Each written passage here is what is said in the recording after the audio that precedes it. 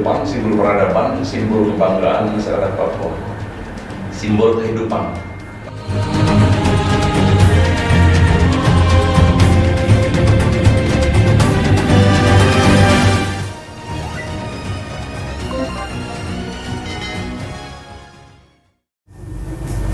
Ya, kembali kami menyapa dari studio Kompolnas dan saat ini kita telah kedatangan tamu dari jauh, dari tanah Papua ya Pak. Dan langsung saja kita sapa Bapak Brigjen Pol Dr. Eko Rudi Sudarto SIK MSI dan Bapak Kombes Pol Alfred ya Pak, Alfred Papare SIK. Ya, Bapak bisa menyambut para pemirsa Kompolnas Channel dimanapun berada. Terima kasih, sungguh kebahagiaan berada di Kompolnas. Kami menjadikan ini sebagai fasilitas untuk menginformasikan apa sih kegiatan-kegiatan yang kita lakukan di Papua bersama Pak Irwasda. Nanti kita akan diskusi panjang lebar ya. Iya Pak, Sebenarnya ini datang untuk audiensi, tapi kita langsung ajak untuk podcast di Kompolnas Channel. Terima kasih Pak untuk waktunya. Dan saat ini mungkin kita akan lebih sharing-sharing tentang program Binmas Noken. Saya dengar ternyata Pak Wakapolda melopori program Binmas Noken ini, dan saat ini juga sedang melaksanakan program Harkam Tipmas terkait dengan operasi Damai Kartens ya Pak. Bisa sharing sedikit Pak tentang operasi tersebut dan program Binmas Noken. Baik. Polisi itu punya fasilitas ya, kalau kita beri kata diksi, fasilitas itu adalah bagian dari tugas pokok sebenarnya. Fasilitasnya polisi itu kalau di penegakan hukum ya ada reserse, kalau preventif ada namanya intelijen, ada namanya samapta, itu fasilitas-fasilitas. Nah, ada salah satu fasilitas di Polri yang cukup sangat harus dekat berinteraksi dengan masyarakat, itu namanya Bimas. Nah, Bimas ada di seluruh Indonesia. Bimbingan masyarakat, kalau di luar negeri itu community policing gitu loh. Itu metode atau fasilitas untuk interaksi. Nah, kami sebenarnya di Polda Papua, saya mau cerita sedikit nih, 1992 tuh saya pertama kali bertugas di Papua.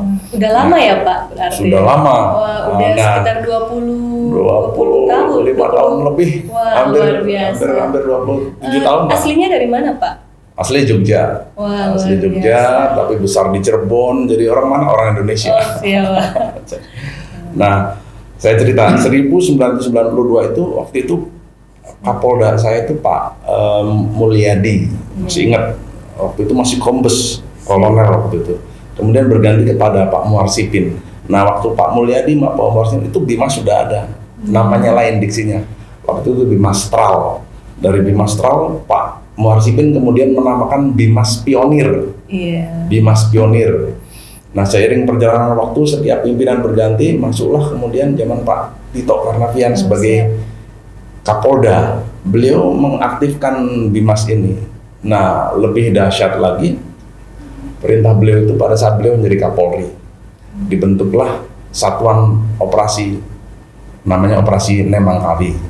Nah, di Operasi Nemangkawi itu ada fasilitas-fasilitas dalamnya, yang saya bilang tadi, struktur-struktur lah, atau katakanlah ada badan-badan, unit-unit, ada unit intelijen, ada badan Satgas Intelijen namanya. Jadi operasinya Nemangkawi, Satgasnya nanti Pak Alfred cerita, karena Pak Alfred Kasatgasnya yang pertama intelijen. Kemudian ada Satgas Bimas. Nah, Satgas saja. Nah, waktu itu saya Pak Kaops Nemangkawi itu Pak Heri Nahak, sekarang Kasespim. Nah, beliau bilang ganti diksinya agar lebih terasa dimaknai oleh masyarakat, dari pionir ke diksi local wisdom. Nah, kami diskusi Pak Alfred ini di antara pilihan Bimas Koteka, Bimas Bimas nama-nama binatang nggak pas. Akhirnya beliau bilang, coba Bang, Bimas Noken aja. Noken. Nah, kata-kata beliau itu saya maknai. Terus akhirnya karena kita dapat Noken itu, kita dalami apa sih makna Noken di bawah, ternyata luar biasa. noken itu simbol kehidupan, simbol peradaban, simbol kebanggaan masyarakat Papua. Simbol kehidupan. Nanti kita akan cerita banyak, tapi sampai di sini ketemu kata noken itu, nanti Pak Alfred cerita kata noken ini. Nah, pengembangan programnya berbeda sama yang dahulu. Yang Bimas Pionir, polisi tidak berdaya maksudnya tidak berdaya gini, belum punya kapasitas untuk mengembangkan kegiatan. Polisi hanya sebagai contoh. Nah, di era polisi demokrasi, polisi mampu, polisi berdaya dalam konteks apa? Berdaya dalam konteks sumber daya manusianya Polri semakin baik tentunya, dan sumber daya finansial juga bagus. Jadi ada, kalau yang pionir polisi hanya ngasih contoh, polisi punya tanah dekat polsek ditanami jagung, masyarakat datang ke situ, Bapak itu tanam jagung bagaimana? Ayo kita kasih contoh. Kalau kita punya uang kita kasih, waktu itu ya sifatnya ada, tapi pribadi-pribadi anggota tersebut. Nah, dengan sekarang Bimas Noken, polisi dikasih sumber daya nih oleh institusi Polri. Makanya Polri tidak hanya memberikan contoh, tapi juga memberikan langsung. Ini kita berikan bibitnya, kita berikan kalau perlu kita bantu olah lahan. Satu, pertanian, peternakan, perkebunan, perikanan. Kearifan lokalnya juga berarti. Kearifan lokal diangkat. Apa yang dibutuhkan masyarakat. Nah, saya kira itu. Dan sekarang berkembang. Sampai sekarang kita masih jalankan. Terkait dengan program Binmas Nokennya, Pak. Saya tadi mendengar ada skoteka, saya juga baca dari buku ada si Ipar, polisi pergi mengajar. Pak, seperti apa Pak kira-kira program ini, Pak? Ada 10 program di dalamnya tuh. Banyak juga sih. 10 program. Nah, 10 program ini adalah pecahan dari noken, bayangkan. Jadi di dalam noken itu ada 10 benda ini. 10 benda ini yang dijalankan. Contoh misalnya koteka, komunikasi tokoh elit Kamtibmas. Apa sih maksudnya? Kegiatan kita sebenarnya sudah tergiring dari zamannya Pak Alfred jadi direktur intelijen di sana. Mungkin bisa diceritakan. Membangun komunikasi itu, nanti cerita deh. Jadi kita hanya mencarikan fasilitas, mencari wadah gitu, koteka. Kemudian si Ipar tuh ipar saya gitu. Tapi dalam konteksnya polisi pergi mengajar. Lebih banyak di daerah-daerah pegunungan, di pegunungan Papua rata-rata kesulitan adalah membangun komunikasi untuk dengan anak-anak, dengan apa? Cara yang paling efektif untuk mendekati anak-anak adalah dengan bermain dengan anak. Jadi konteks polisi piajar ini bukan polisi ngajarin untuk memberikan dia nilai, tidak. Membangun diskusi dengan diskursif, dengan cara mengajak bicara. Mau nggak mau polisi membangun itu Pak, memberikan stimulan buat gambar binatang apa dalam bahasa Inggris dan lain-lain. Buat permainan. Esensinya adalah membangun komunikasi dengan cara, mohon maaf, banyak anak-anak di Pegunungan Tengah Papua itu dalam risetnya Ibu Adriana Elizabeth, peneliti LIPI, anak-anak dan perempuan itu rata-rata menjadi korban kekerasan dan mereka trauma. Nah, polisi piajar ini langkahnya adalah untuk membangun trauma healing. Karena kita libatkan psikolog-psikolog Polri yang terlibat di dalamnya. Di samping ngajar-ngajar itu. Kemudian ada lagi program Kaswari, kesejahteraan untuk anak negeri. Itu lokal wisdom semua. Itu maknanya apa? Ya tadi pertanian, peternakan, perkebunan, perikanan, kita terlibat. Kita tidak sendiri. Kita libatkan instansi terkait untuk bisa, ayo dari instansi dinas perkebunan ada apa? Pak, kita punya bibit kopi, ayo lah kita bisa nggak ini untuk, memang ini untuk peruntukannya untuk masyarakat, ya udah kita tanam, kita bantu dia, kita panggilkan ahlinya, kita sekalian. Pak, kita dari peternakan bisa untuk kita kan kami menyiapkan bahan-bahan babi, wam, kalau orang Papua bilang wam itu babi, dan mereka babi itu bukan hanya sekedar binatang peliharaan, tapi itu simbol persahabatan, simbol kearifan lokal, simbol kemakmuran, itu babi. Kemudian ada lagi program Keladi Sagu, kesehatan lambang diri sehat guna. Keladi Sagu.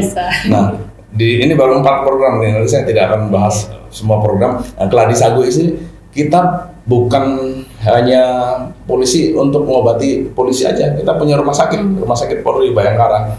Tapi juga di program Bimas Noken ini, di Keladi Sagu ini, semua unit-unit yang ada di seluruh wilayah Polda Papua itu program itu Keladi Sagu, mengobati luka-luka ringan, apapun jenis penyakit masyarakat, flu, pilek dan lain sebagainya. Dan sekarang aktif di konteks pandemi COVID-19 ini, mereka juga vaksinasi terlibat. Nah, saya kira itu sebagai gambaran kecil dari di dalam Noken tadi isinya 10 itu. Nanti mungkin Ternyata berkembang. ada riset-risetnya juga ya. Ya. Ternyata selain polisi juga, selain praktisi, ternyata akademisi juga ya Pak. Ternyata. Mau tidak mau kita harus ya. Ini bisa dilihat pemirsa, ada Terima kasih. buku yang ditulis oleh Pak Wakapolda. Ya. Ini ada juga. Ya. Nah, isinya juga ada tentang program Bimas Noken, Pak. Ya. Mungkin Pak dari Kakak Alfred ya. Ya. Jadi kalau orang Papua kan manggilnya kakak-kakak ya.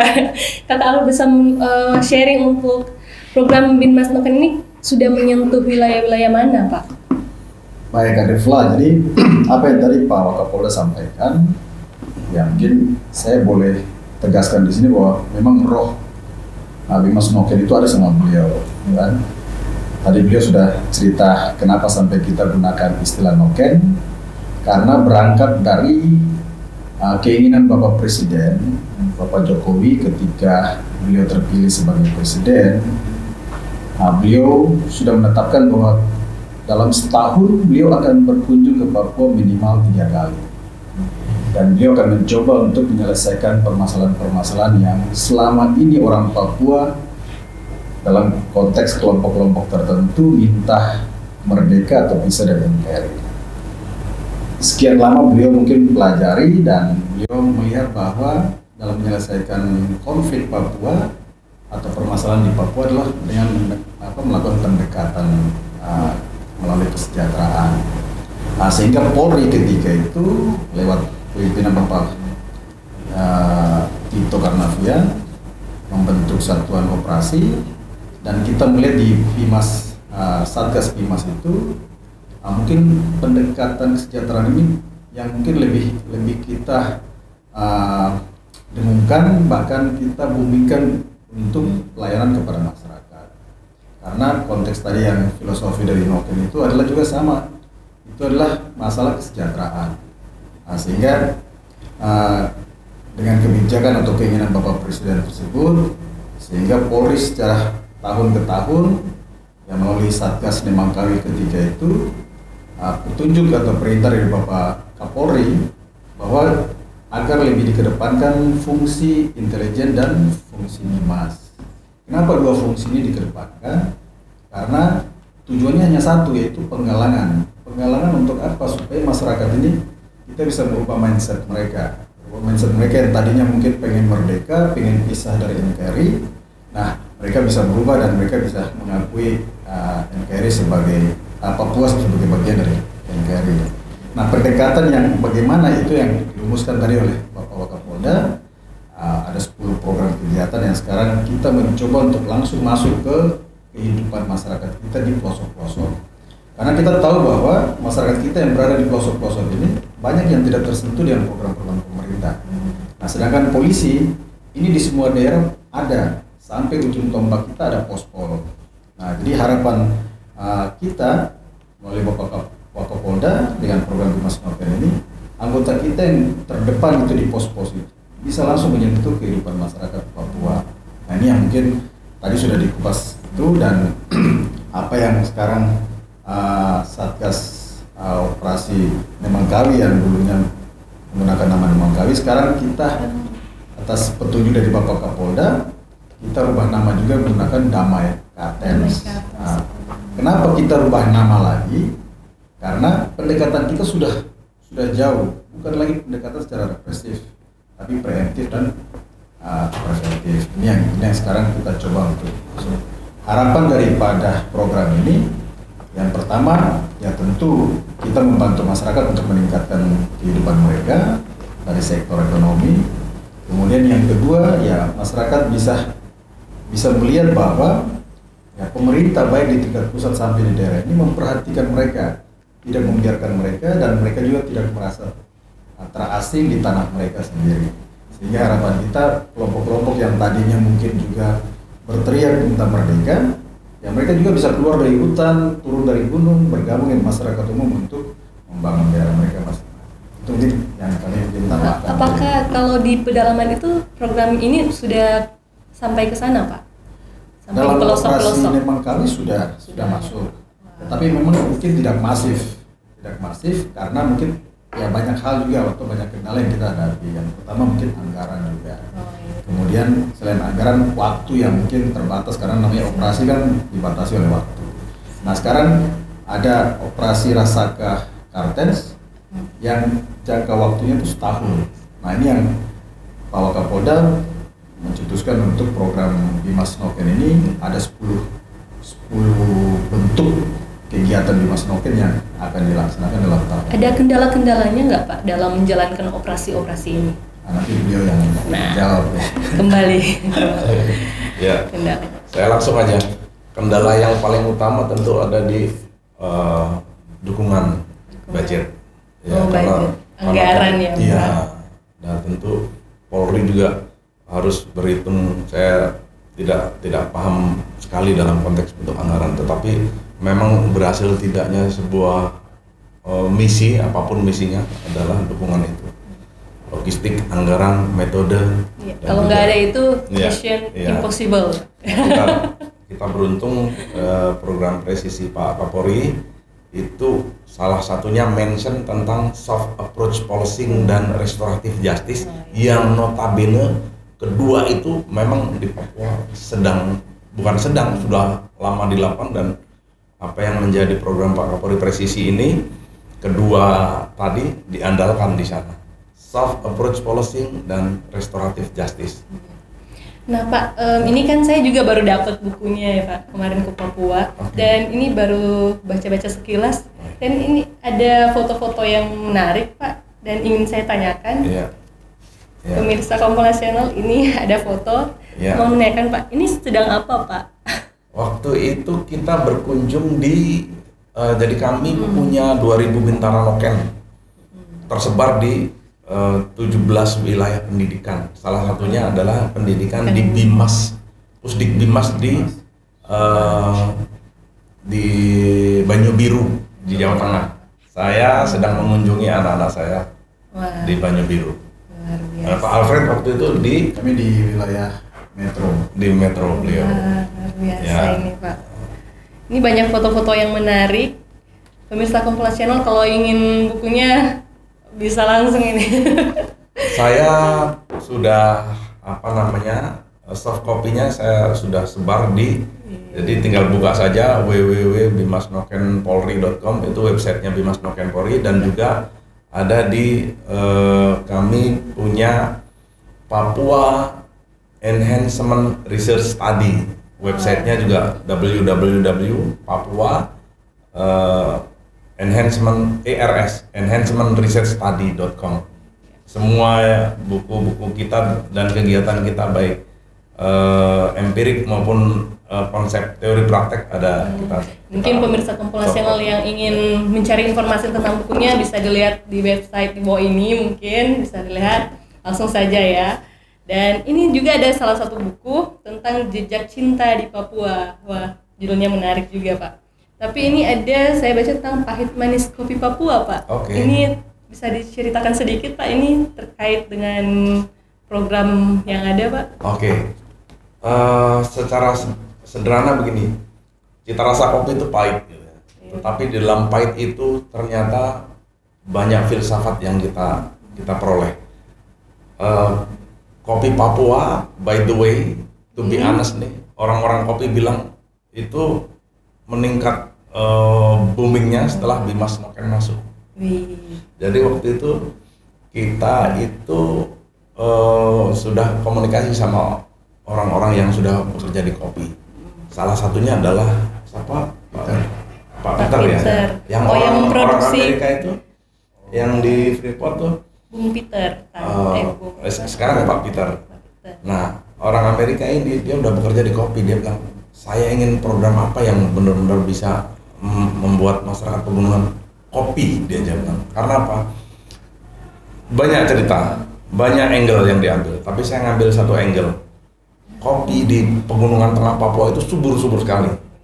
Konon kabarnya itu kopi memang tidak diproduksi secara massal, tidak, karena memang kontur tanahnya yang agak susah. Jadi untuk bisa 1 hektar aja udah luar biasa, nggak nyampe 1 hektar. Nah, kopi itu konon pada zaman dulu itu hanya ditanam oleh para misionaris.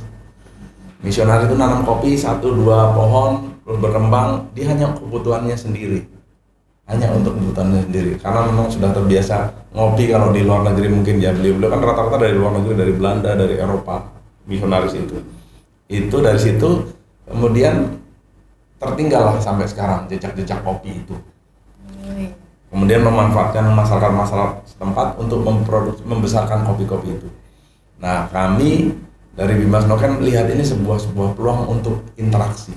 Esensinya adalah membangun interaksi, dan apa sih yang perlu dikurang, apa sih yang kurang, apa yang diinginkan, apa yang diharapkan masyarakat kopi.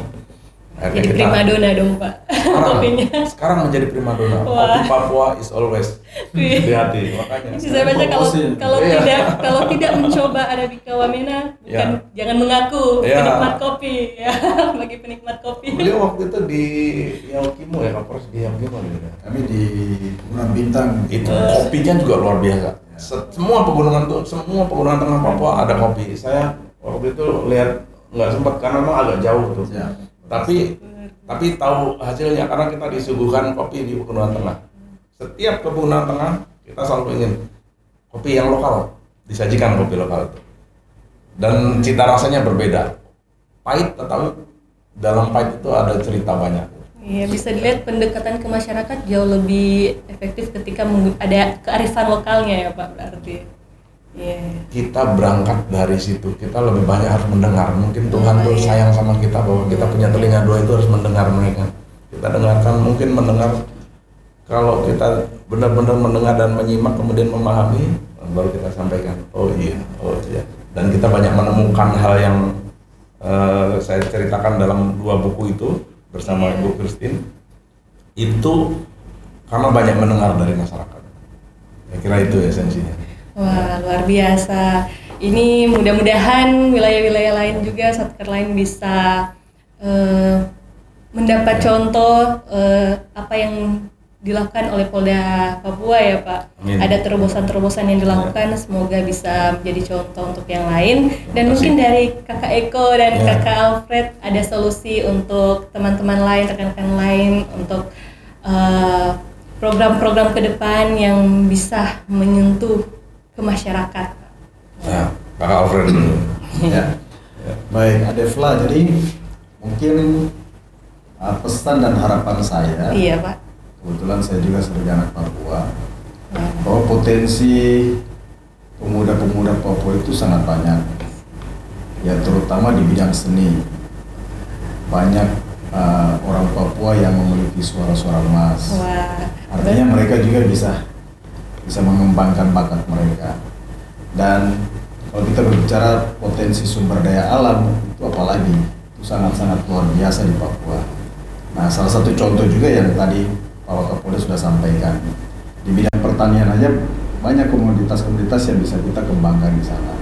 Sehingga mungkin harapan saya kepada pemuda-pemuda adik-adik Papua, ya kita tidak harus berharap menjadi pegawai negeri atau mungkin bekerja di luar halaman kita, tetapi ya dengan apa yang kita punya di Papua saja kita sudah bisa mengembangkan diri kita, yang mengembangkan usaha atau sesuai dengan talenta kita masing-masing. Jadi ya jangan putus asa, tetap semangat. Ya pasti Papua ke depan akan lebih baik. Wah, luar biasa. Tadi sempat menyinggung suara-suaranya bagus. Kakak Alfred bagus dong suaranya. Bisa nyanyi sedikit. Bercanda Pak. Sebenarnya polisi hobi, aslinya penyanyi. Wah, ketahuan di sini Pak. Oke, kalau dari Pak Wakapolda Papua gimana? Terima kasih secara universal sebagai polisi, dimanapun ladang pengabdian itu harus dimaknai. Tugas polisi itu to protect, to serve, public order maintain, melindungi, melayani, dan juga menjaga keseimbangan, public order maintain. Dalam konteks menjaga keseimbangan ini esensinya adalah bagaimana membangun interaksi. Sangat disayangkan kalau polisi tidak membangun interaksi secara positif. Artinya memanfaatkan kewenangannya justru untuk menindas atau melakukan deviasi atau melakukan penyimpangan. Itu sangat disayangkan. Khusus untuk polisi di Papua, saya akan sering bicara polisi di Papua karena apa? Kalau di-compare dengan polisi tempat-tempat lain tentu karakteristik itu mempengaruhi kinerja kepolisian masing-masing. Nah, di Papua yang kami sekarang bangun kembali ke local wisdom dan membangun interaksi secara berbudi, berluhur, dan sekarang kami mencoba untuk bisa mendekati mereka dengan budaya setempat. 3 hal itu, ya tentunya banyak sekali program-program yang lain yang harus didekati, tapi kemampuan kami terbatas. Kami justru bagian kecil dari sebuah organisasi pemerintahan yang ada hadir di masyarakat. Wujud kehadiran negara di masyarakat adalah polisi. Polisi bersyukur kami struktur sampai dari mulai di tingkat pusat sampai pada kecil hadir di masyarakat, dan kami tentu ingin hadir secara positif, hadir secara berbudi, dan hadir membawa sebuah perubahan yang positif di masyarakat, khususnya masyarakat Papua dimanapun berada, di dalam negeri tentunya, di lokal Papua, syukur-syukur di masyarakat internasional yang sekarang gencar. Terima kasih. Wah, luar biasa. Mungkin ini momen yang luar biasa juga ya dari kakak-kakak ini bisa jauh-jauh datang dari Papua berkunjung ke Kompolnas, dan semoga apa yang disampaikan boleh memberikan ide-ide baru dan menginspirasi kita semua sehingga bisa menjadi lebih baik ke depan. Saya mengucapkan terima kasih kakak-kakak sudah memberikan waktu untuk podcast Kompolnas Channel. Saya akhiri sesi kali ini, dan jangan lupa terus ikuti Kompolnas Channel dan update topik-topik menarik lainnya. Saya Flamanda Tampomuri dan Eko Alfred Papare. kami mengucapkan terima kasih dan sampai jumpa di sesi selanjutnya. salam. Dadah.